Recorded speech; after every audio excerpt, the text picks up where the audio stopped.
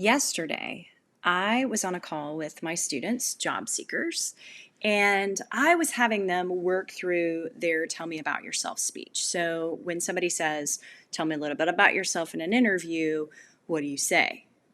Well, what happened was incredibly different than what normally happens. So normally people have a speech and they're ready and they're in it, and there were a few people that were prepared, but the energy was different. And I know it's related to the marketplace today, so I went with it. And what I realized was every single person that was in that meeting was burned out. They were scared, they felt alone, and they felt like they had no purpose.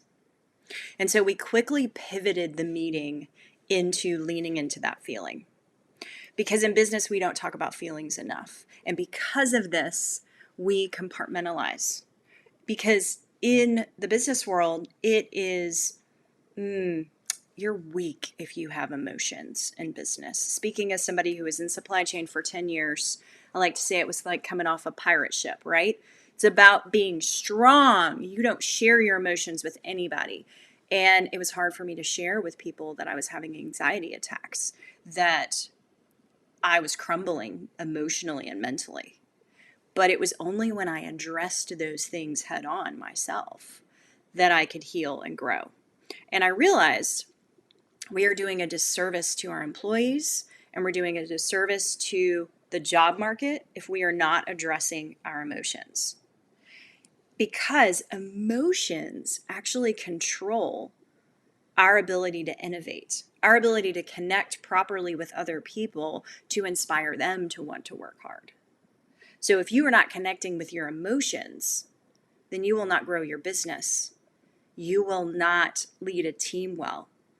You will have a revolving door of people walking in and out of your business and your life because you are not inspiring them with the possibility of what it is to work with you, to build with you, to grow with you. Emotion is one of the most important things that we are not discussing today. So, what I'm going to do today is I'm going to discuss emotion with you, and I am going to give you the stair steps of emotion. Because I don't know about you, but all I hear about is I'm stressed, I'm burned out, I'm overwhelmed, right? It's like we've forgotten that there are other words in the English language. There are no other words, right? Those are the only ones that we know. Dear God, let's stop using these words, right?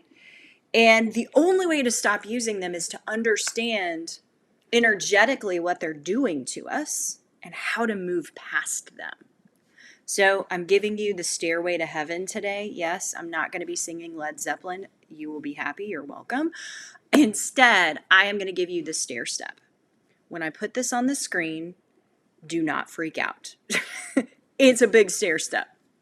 But it's important for us to walk through these.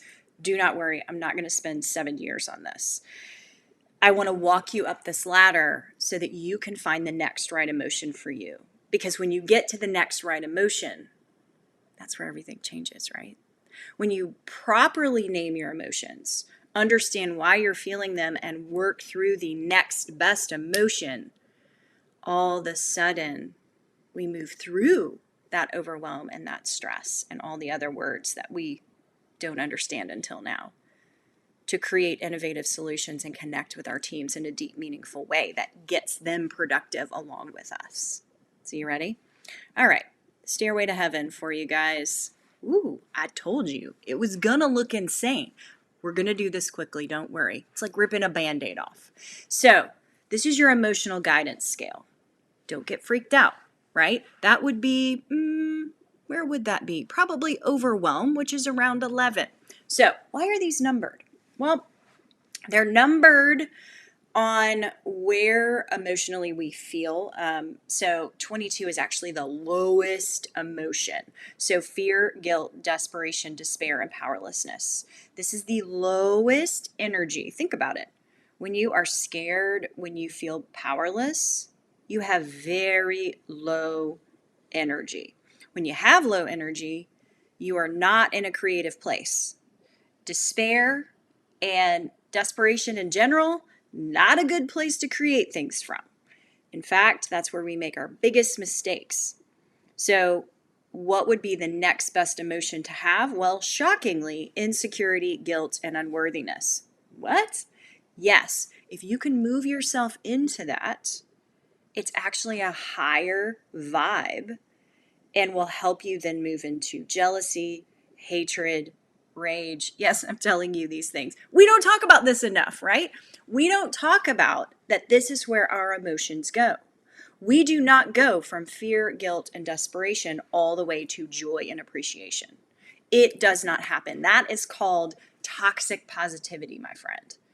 Instead, we have to work our way up to that place. Now, can you skip a few levels? Of course. Maybe you go from fear and guilt all the way to hatred and rage. You have a boss you don't like, and you start blaming them, right? So that's all the way at 15. So we have moved up the energetic scale. Blame is still not where things happen emotionally in a really productive way, but at least we have more energy about it, right? And then all of a sudden, when we blame others, which I'm a huge fan of actually, go ahead and blame some folks because you can't live there. What happens is you start to realize, actually, maybe I have a piece in this puzzle, which is where doubt comes into play. So if you look at that and you see doubt, maybe I'm doubting my abilities, right? Now, what can happen here is you can get to doubt. And then all of a sudden, start doubting so much that you take yourself all the way back down to fear. That is not what we're going to do here today. Fear doesn't serve us. Fear serves us if there's a hot stove. At where I've always worked, there's never been hot stoves. There's nothing like that, right? So let's move past the doubt in your abilities and the disappointment and the overwhelm, right? There's that word. So if you're feeling overwhelmed, friend, you are like halfway through the energetic emotions. And the most beautiful thing I've ever seen in people is when they go to frustration. Why? That sounds terrible, right? Have you ever seen somebody frustrated? They start to get mad. They are like, just give me the answer. I just want to know the thing. They are on the precipice, if you will, of contentment, hopefulness, optimism, positive expectation. We can actually take somebody from frustration to hopefulness if we help them. And we don't want them in pessimism and we don't want them in boredom, but pessimism and boredom is great because energetically it's higher and it's somebody who is ready to slowly move through to the positive emotions where power lives.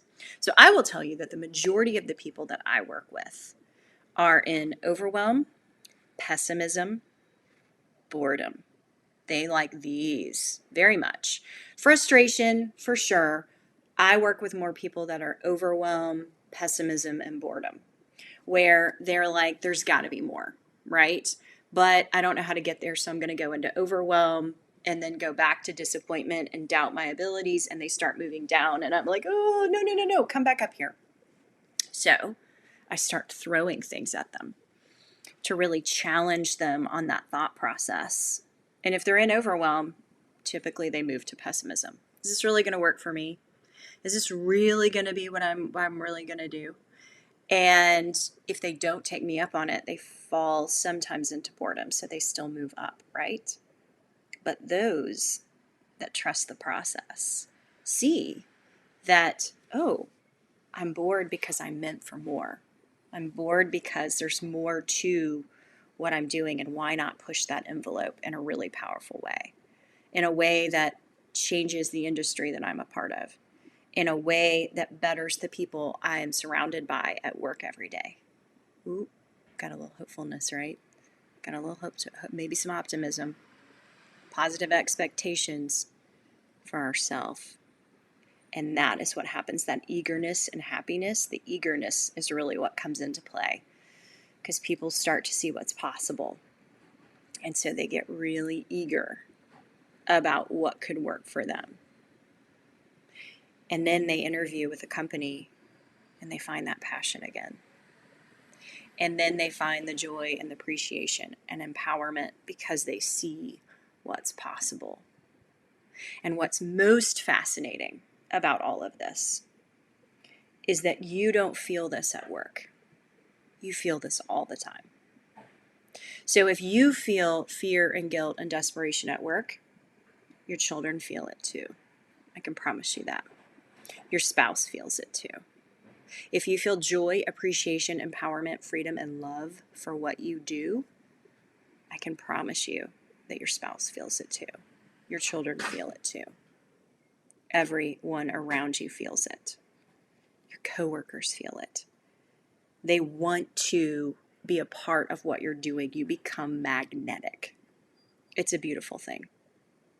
So the next time that you feel something, anything, come to this guide right here and say to yourself, what is it I'm really feeling? And what is the next best feeling I could have right now? And look at this list and say, how can I move up rather than spiral down? Well, I want to give you the opportunity to actually join a Rewire Your Mind masterclass that's happening this Friday at 11 a.m. Eastern. Why do I want you to be a part of this? Because it is your job to own your feelings. It is your job to own your mindset. You can blame your boss, you can blame your coworkers, you can blame your company, but it's up to you to rewire your mind for the mindset that will spiral you up and create that fulfillment. It's within you. Did you know that? It's within you. So you get the chance to do this. It's completely free. And I encourage you to be a part of it. Go to learn.emilyhawkinsforyou.com/mindset-matters. It's also in the comments of this. I cannot wait to see you there. Your job, your success, and your ability to find fulfillment within your life depends on this decision.